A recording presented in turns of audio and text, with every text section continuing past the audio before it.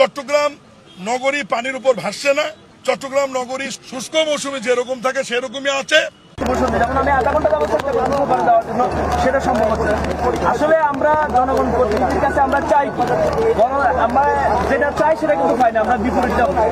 আশা করি দ্রুত। প্রথমত আমি মিডিয়ার প্রতি শ্রদ্ধা রেখে বলতে চাই, আপনারা যেভাবে নিউজটি করেছেন সামাজিক যোগাযোগ মাধ্যমে যে চট্টগ্রাম শহর পানির উপর ভাসছে, আমি চট্টগ্রাম এসে ঘুরে দেখলাম সন্ধ্যার পর থেকে চট্টগ্রাম শহর পানির উপর ভাসছে না। চট্টগ্রাম শহর সুন্দর আছে, যেরকম ছিল সেরকমই আছে। হঠাৎ করে অতি বৃষ্টির কারণে কিছুটা পানি জমাট বাঁধলেও সঠিক সময়ে পানিটি নিষ্কাশন হয়ে গেছে।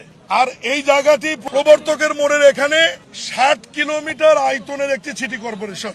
আমরা পায়ে হেঁটে যেটুকু পানির মধ্যে আমি হাঁটলাম এটা 60 ফুটও হবে না, সর্বোচ্চ 30 ফিট জায়গা হবে।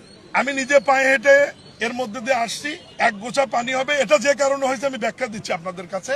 আপনারা জানেন যে সিটি কর্পোরেশনের অনেকগুলি খালের মধ্যে 36টি খাল সংস্কারের জন্য, পুনর্নির্মাণের জন্য, পানির প্রবাহ ঠিক রাখবার জন্য চট্টগ্রাম উন্নয়ন কর্তৃপক্ষের কাছে হস্তান্তর করা হয়, যেটা সংক্ষেপে সিডিএ বলে। চট্টগ্রাম উন্নয়ন কর্তৃপক্ষের ইঞ্জিনিয়ারিং ম্যান পাওয়ারের ঘাটতি থাকার কারণে তারা 2016 সালে যে প্রকল্পটি নেয় 19 সাল মেয়াদী, তারা সেনাবাহিনীর ইঞ্জিনিয়ারিং কোরের মাধ্যমে এই কাজটি বাস্তবায়ন শুরু করে। 19 সালে সমাপ্ত না হয় এটা টাইম বর্ধিত হয়ে 22 সাল হয়, 22 সালে সমাপ্ত না হয় এটি 24 সাল হয়, 24 সালেও সমাপ্ত না হয় এটি 26 সাল পর্যন্ত বর্ধিত করা হয়েছে এবং সময়ে সময়ে টাকার পরিমাণও বৃদ্ধি পেয়েছে। আমি ওইদিকে আর যাচ্ছি না। এই 36টি খালের মধ্যে আমার কাছে যেটুকু রিপোর্ট রয়েছে 30টি খালের কাজ সম্পূর্ণ হয়েছে। 5টি খালের কাজ এমন পর্যায়ে আছে সেটি খুব একটা পানিকে বিঘ্ন ঘটাবে না।